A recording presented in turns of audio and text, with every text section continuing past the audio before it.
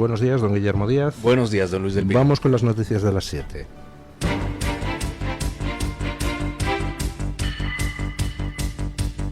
Luis del Pino es Radio Libertad. Hola, muy buenos días y cordial saludo para todos. Comenzamos con la información de este miércoles 28 de mayo contándoles que Iberdrola y Endesa han acusado al gobierno y a Red Eléctrica de obstaculizar la investigación del gran apagón del 28 de abril. Su patronal, AELEC, denuncia que un mes después del incidente todavía no han recibido una explicación oficial y detallada de lo ocurrido, pese al centenar de reuniones del comité de crisis liderado por la ministra Sala Agesen. Las grandes distribuidoras eléctricas consideran que Red Eléctrica debería compartir toda la información con los agentes implicados y dejar de emitir juicios políticos que solo redundan en la confusión. Las empresas aseguran que sus sistemas actuaron correctamente durante el apagón y que las desconexiones se produjeron de forma automática tal y como establece el reglamento eléctrico.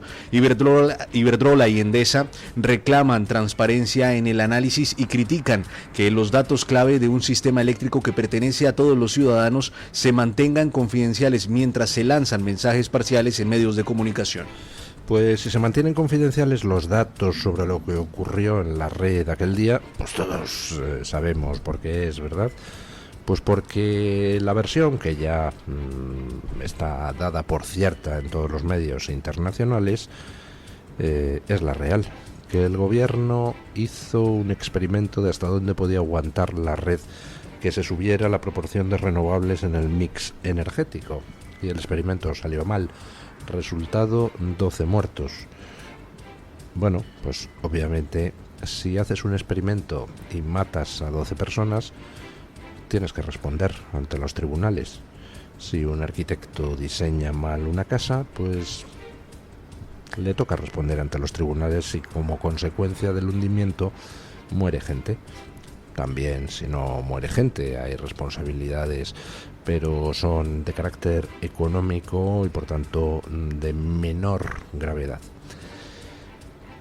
Pedro Sánchez quiso sacar pechito de que era el más verde de los verdes y como resultado pues han muerto personas.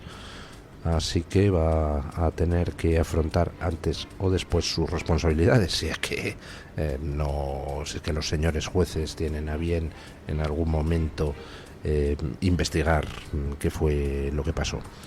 Puesto que el panorama pinta tan mal, la única alternativa que le queda a Sánchez es ocultar los datos, que es lo que está haciendo y que es lo que denuncian las eléctricas, Iberdrola y Endesa, que siguen pasando los días, ha pasado un mes desde el apagón y siguen sin divulgar el gobierno y Red Eléctrica los datos completos de lo que pasó en la red aquel día.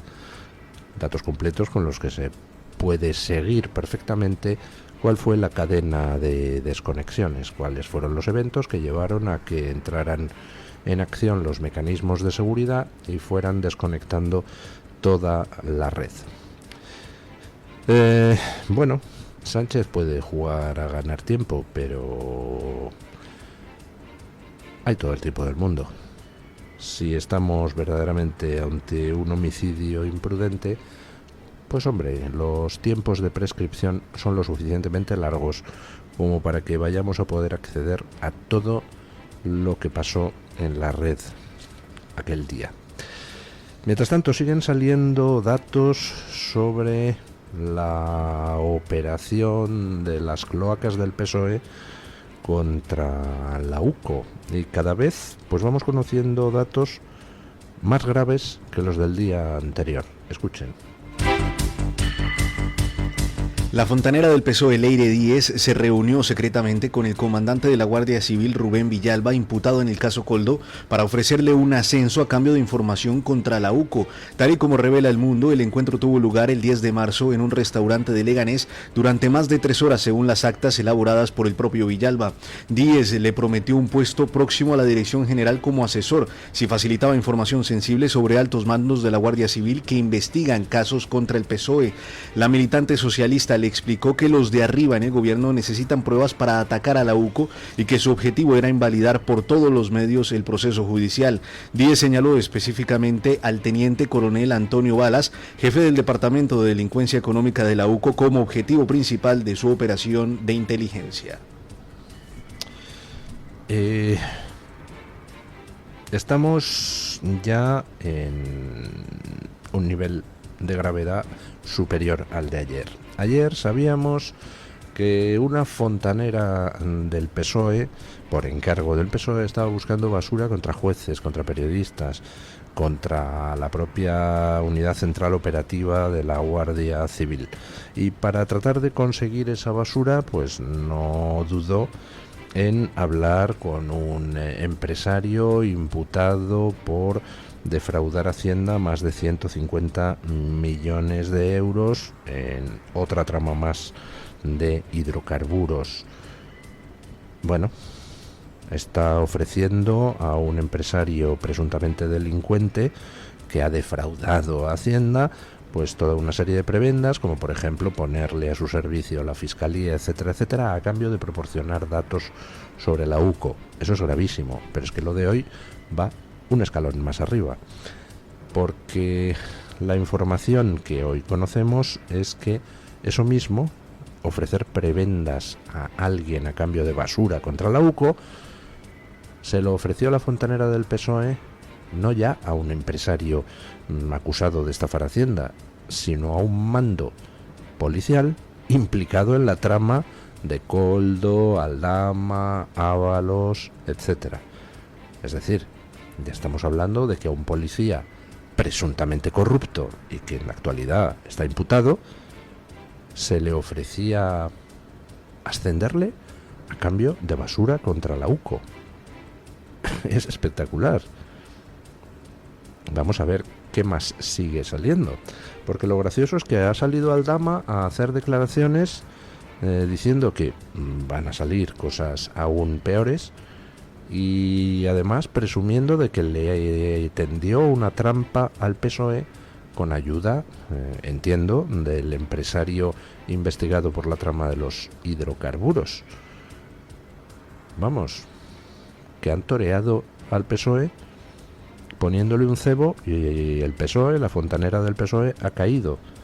Pues oiga, si es así, pues un sombrerazo ante Aldama, porque ha jugado mejor que sus oponentes. Bueno, a mí en todo esto hay un aspecto, lo acabo de comentar en Twitter hace un rato, que se me escapa. ¿Por qué el PSOE monta todo este lío para recabar basura contra la UCO?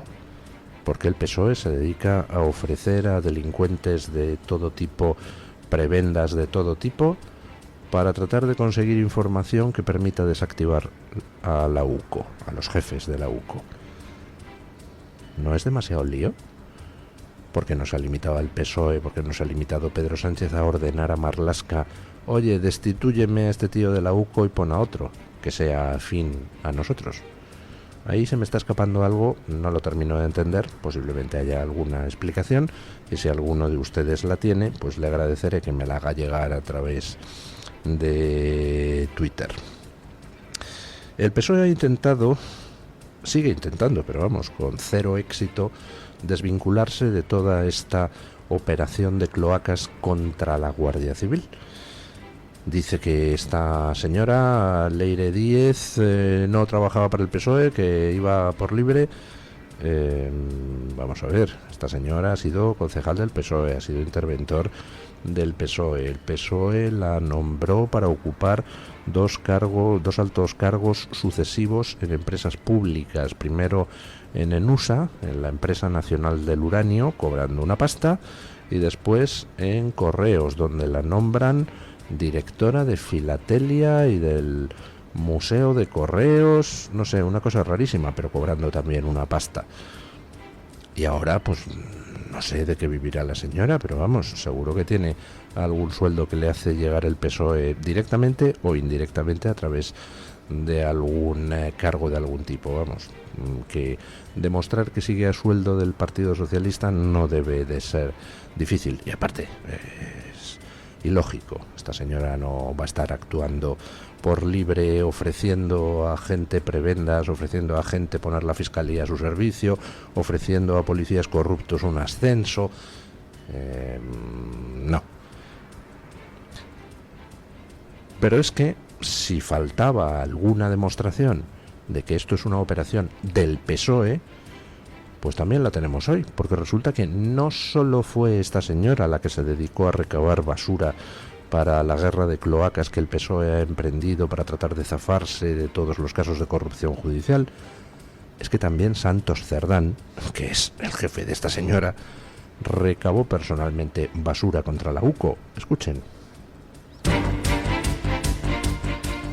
Santos Cerdán, secretario de organización del PSOE, se reunió con el expresidente del Fútbol Club Barcelona, Sandro Rosell, y otros empresarios para recabar información comprometedora contra la UCO de la Guardia Civil. Según revela artículo 14, Cerdán mantuvo varias reuniones con estos empresarios que se consideraban víctimas de la Guardia Civil dentro de una presunta conspiración para desprestigiar a los investigadores. El contacto se produjo a través de Javier Pérez Dolcet, quien habría tejido una red de damnificados denominada La Asociación, que incluye a Rosell y a Higini Cierco, exdueño de Banca Privada de Andorra. Todos compartían el nexo común de sentirse víctimas de las cloacas del Estado y buscaban venganza o reparación. El objetivo de Cerdán era obtener pruebas para desacreditar a los investigadores de las causas que afectan al PSOE, aprovechando las quejas de estos empresarios contra la UCO de la Guardia Civil. En esta operación sería clave el papel de la fontanera Leire Díez, quien también se reunió con empresarios investigados para recabar información contra el teniente coronel Antonio Balas. O sea, ya tenemos que no solo recababa información contra la UCO esta fontanera, Leire Díez, mano derecha de Cerdán, sino que también lo hacía el propio Cerdán. Nos va a contar también Cerdán que era otra investigación periodística. Nos va a contar el PSOE que Cerdán no trabaja para el PSOE, siendo como es secretario de organización del PSOE en sustitución del anterior secretario de organización, José Luis Ábalos. Evidentemente estamos ante una operación de las cloacas del Partido Socialista para tratar de destruir una unidad de la Guardia Civil que se dedica precisamente a combatir la corrupción. Lo he preguntado antes, porque es que no sé la respuesta. ¿Por qué no han ordenado directamente a Marlaska que disuelva la unidad o que sustituya al jefe de la unidad por otro afín al Partido Socialista? Salvo que Marlaska vaya por libre, que todo podría ser, pero no lo creo, porque es el más fiel servidor y lamezuelas de Sánchez, pues no lo entiendo. Pero el caso es que Santos Cerdán y su fontanera, ambos recabaron datos contra la UCO. Hombre, imagino que eso tiene encaje penal. Y de hecho ya se han presentado las primeras denuncias. Vox ha presentado una denuncia contra Leire Díez por los delitos de obstrucción a la justicia y otros. Vamos a ver si entra un juzgado a analizar esto y nos enteramos, por ejemplo, de quién paga el sueldo actual de Leire Díez. Sería interesante saberlo. Bueno, el gobierno intenta recabar basura contra la UCO para desactivar las causas judiciales que están cercando a Pedro Sánchez. El gobierno intenta retrasar y si puede evitar la publicación de los datos técnicos que permitirían analizar milisegundo a milisegundo qué pasó en la red eléctrica española el día del apagón. Y el gobierno intenta también, en otras instancias, denegar la información que podría servir pues para aclarar algunas cosas curiosas. Por ejemplo, pues Vox pidió que Muface, un organismo público, la mutualidad de funcionarios, informara al Congreso mandar al Congreso la documentación referida a ese edificio en pleno centro de Madrid que Muface tenía o tiene, no lo sé, alquilado a la familia Gómez, y donde parece que operaba tanto una de las saunas gay del suegro de Pedro Sánchez como un picadero anexo a la sauna, donde imagino que uno iría a relajarse después de sudar en la sauna. Escuchen. Muface ha denegado al Congreso entregar los contratos de arrendamiento firmados con la empresa de la familia de Begoña Gómez. Vox había presentado una solicitud oficial de informe para obtener toda la documentación sobre los alquileres del ático de 139 metros cuadrados, el primer piso y el local donde se ubicaban los saunas, el sauna Adán, todos firmados en condiciones muy ventajosas. La respuesta de Muface fue escueta, solo 3 líneas con un enlace a su propia página web. No es la primera vez que el gobierno elude dar explicaciones sobre estos contratos. Ya había dado carpetazo a 18 preguntas parlamentarias del PP y Vox sobre los alquileres en condiciones ventajosas, como el ático arrendado por apenas 850 euros mensuales, cuando en el mercado actual se multiplican por 5 esas rentas. El ministerio de Félix Bolaños se había limitado a reproducir citas de leyes sobre arrendamientos sin dar explicaciones específicas sobre cuándo y cómo se firmaron estos contratos con la familia política del presidente. Bueno, estamos ya en una situación post-democrática. Estamos en una situación donde el gobierno se niega incluso a dar información sobre cosas que está obligado a desvelar. Si hay un organismo público alquilando una serie de viviendas a gente, pues tenemos derecho a saber en qué condiciones se están alquilando esas viviendas. Solo faltaba. Y más si a quien se le alquila es a la familia política del presidente del gobierno. Tenemos derecho a saber, como ciudadanos, si efectivamente Muface firmó un contrato de alquiler para la familia política de Sánchez. ¿Qué tipo de cosas permitía ese contrato? ¿Permitía ese contrato instalar una sauna gay en el Bajo? Porque, bueno, ya saben ustedes que en las comunidades de vecinos pues uno puede alquilar una casa, pero si luego quieres poner en esa casa, yo qué sé, un despacho de una consulta de fisioterapia, pues bueno, tienes que ver si los estatutos de la comunidad de vecinos lo permiten. Tienes en ocasiones que pedir permiso a la comunidad cuando hay ciertas actividades empresariales que pueden causar problemas al vecindario, por ejemplo por ruidos o por inseguridad o por peligrosidad. Pues entonces directamente hay veces que no se pueden poner porque lo prohíben los estatutos de la comunidad. Hay veces que sí se puede poner, pero hay que pedir permiso a la comunidad. La comunidad lo puede denegar porque el resto de los vecinos tienen derecho a, por ejemplo, descansar sin ruidos. Vamos, que hay toda una serie de detalles que deben quedar claramente reflejados en los contratos. Por tanto, nos gustaría saber si el contrato de Muface incluía alguna cláusula sobre el tipo de actividades empresariales que se podían realizar en esos pisos que eran propiedad de un organismo público.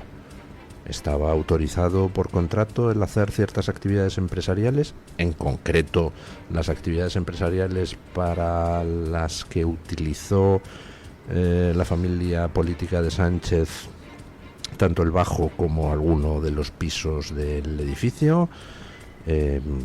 ¿Cuáles son las condiciones en que normalmente Muface alquila a gente determinados locales o pisos? Porque alquiló a esta familia un piso Muface si se supone que el parque inmobiliario que tiene pues es para disfrute de funcionarios. ¿Eran funcionarios la familia política de Gómez? ¿Y en qué sentido permiten los estatutos y las prácticas habituales en Muface instalar actividades empresariales en inmuebles alquilados por Muface a alguien? Como ven ustedes, hay toda una serie de detalles que sería interesante conocer, fundamentalmente para ver si ha habido responsabilidad patrimonial o penal de algún tipo por parte de quienes en Muface autorizaran ese alquiler. ¿Quién autorizó ese alquiler en Muface? Ese alquiler a la familia política de Sánchez. ¿Quién autorizó que la familia política de Sánchez utilizara inmuebles de Muface para hacer actividades empresariales? ¿Quién autorizó que utilizaran inmuebles de Muface para hacer específicamente esa actividad empresarial? Una sauna gay en el bajo y un picadero en uno de los pisos del edificio. No sé. En cualquier país democrático, pues el gobierno tendría que informar al Parlamento, sede de los representantes de la soberanía nacional, de hasta la última coma de cada contrato. Pero, sin embargo, pues resulta que se ha denegado al Congreso la entrega de la documentación que Vox había solicitado. Bueno, pues habrá que solicitar esa documentación por la vía judicial, ¿no? Si el gobierno desprecia al Parlamento de la Nación, pues bueno, que sea algún juez quien recabe esos contratos de Muface, porque todo apunta a que, además de la responsabilidad que tenga la familia política de Pedro Sánchez, alguien en Muface ha adquirido responsabilidades posiblemente penales en este tema, ¿no? ¿Se utilizaban esos pisos para grabar a gente? Es decir, era un inmueble controlado por el CNI, por las cloacas del Estado, para llevar allí a, no sé, periodistas, mandos policiales, jueces, empresarios, para grabarles en actitudes quizá no demasiado ejemplarizantes y luego someterles a chantaje.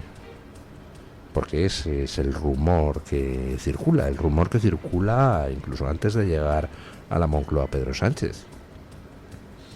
Eso a mí me lo comentaron hace tiempo, como había determinado mando policial que llevaba allí a gente para grabarles. Bueno, no sé si era allí, me comentaron a una sauna gay. De hecho, pues a los que se les quería pillar en actitudes no demasiado ejemplarizantes, pues les daban a elegir: ¿a ti qué te gusta? ¿Chicos o chicas? Y según le gustaran, pues le llevaban a una sauna gay o le llevaban a un putiferio. Bueno, pues sería interesante ver hasta qué punto era ese inmueble propiedad de Muface utilizado en operaciones de las cloacas. Porque claro, las operaciones de las cloacas pueden ser buenas o pueden ser malas, dependiendo de si se ha pervertido el Estado o no. ¿En qué sentido pueden ser buenas? Pues hombre, imaginen ustedes que pillas a un agente de un gobierno extranjero en actitudes poco nobles y entonces le sometes a chantaje para que trabaje como doble agente para tu país. Bueno, operaciones de espionaje habituales que pueden utilizarse en defensa de los intereses nacionales, pero claro, cuando esas operaciones se hacen para tener chantajeada a gente dentro de España con el fin de conseguir sentencias judiciales favorables, parar operaciones policiales peligrosas, hacer que un periodista informe o no informe de ciertas cosas, hacer que un empresario pague de una manera directa o indirecta un chantaje. Ya cuando se utilizan esas operaciones de cloaca para ese tipo de cosas, pues entonces estamos en el estado mafia, que parece que es en lo que estamos. Bueno, una polémica que llega desde Estados Unidos y que demuestra hasta qué punto algunos han perdido el oremus. Escuchen. Una mujer del estado americano de Georgia que está en muerte cerebral se mantiene conectada a soporte vital para que su bebé pueda desarrollarse hasta nacer. Adriana Smith, enfermera de 30 años, lleva más de 90 días conectada a máquinas tras sufrir múltiples coágulos cerebrales cuando tenía 9 semanas de embarazo. Actualmente está en la semana 22. La madre de Smith denuncia que no tuvieron elección en esta decisión y que aunque quieren al bebé, la decisión debería haber sido de la familia y no del Estado. Tras la prohibición del aborto en Georgia, los médicos interpretan que no pueden desconectar el soporte vital debido a las leyes antiaborto del Estado. Sin embargo, la oficina del fiscal general de Georgia aclaró la semana pasada que no hay nada en la legislación que obligue a mantener con vida a una mujer tras la muerte cerebral. Este caso ha generado polémica en Estados Unidos sobre el control ejercido sobre las mujeres embarazadas y los límites a las leyes antiaborto. Bueno, asunto. En Georgia se ha aprobado una ley prohibiendo el aborto en todos los casos. Se le produce una embolia cerebral a una mujer que estaba embarazada de 9 semanas y la mujer queda en muerte cerebral. Pero claro, el hijo está vivo. Entonces, pues según las leyes del Estado, se está manteniendo a la mujer con vida para conseguir que el hijo se desarrolle y termine naciendo. Y resulta que eso despierta polémica y entonces hay gente diciendo, o sea, los fanáticos del aborto, que qué es eso de mantenerla con vida. ¿Perdón? O sea, estamos hablando de una mujer en muerte cerebral, una mujer, por tanto, que ya no sufre, no siente ni padece. Sin embargo, el hijo está vivo. Por tanto, ¿por qué le vas a matar? Si puede sobrevivir, ¿cuál es el problema? Pues el problema es que este tipo de casos ponen de manifiesto la enorme mentira de los partidarios del aborto, que te dicen que es que una mujer tiene derecho a decidir sobre su cuerpo. Sí, claro, sobre su cuerpo puede decidir lo que le dé la gana. Y bueno, con límites, porque si a alguien le da por autolesionarse y arrancarse trozos de la mano, pues a ese alguien se le pone en tratamiento psiquiátrico porque no es normal. Pero vamos, que con su cuerpo cada uno hace lo que quiere. Pero es que el problema es que el niño, que está dentro de una madre gestante, no es su cuerpo, es otro cuerpo. Otro cuerpo está temporalmente alojado en el interior de la madre.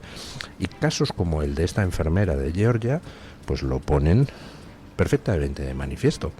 Ha habido muchos otros casos. Ha habido, por ejemplo, casos de mujeres que mueren, mujeres embarazadas en avanzado estado de gestación, que mueren en un accidente de tráfico, y aunque la madre muere en el acto, pues sin embargo, un médico logra mediante cesárea salvar al niño. ¿Por qué? Pues porque es otra vida, está claro. Este tipo de casos no los soportan los heraldos de la muerte, los partidarios del aborto, porque ponen de manifiesto que el hijo no es parte de la madre. Si lo fuera, pues moriría con la madre, pero no es así. Bueno, y entonces te montan una polémica porque se está haciendo lo posible para que nazca un niño de una madre en muerte cerebral.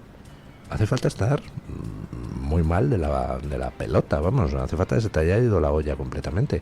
¿Qué problema tienes con que nazca un niño?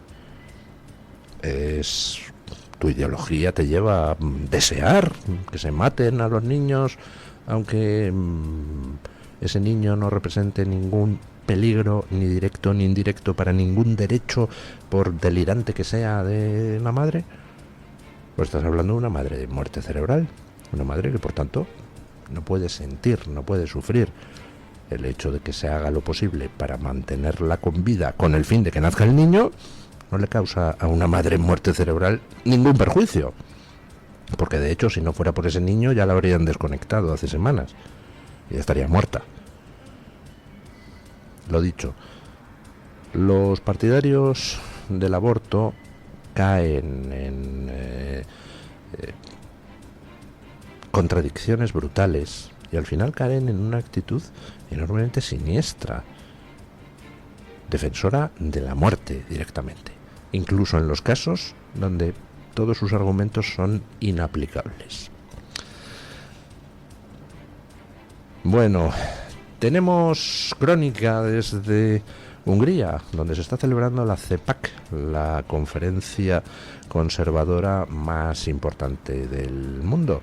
Ahí está nuestro enviado especial, Sandro Meco. Buenos días, Sandro.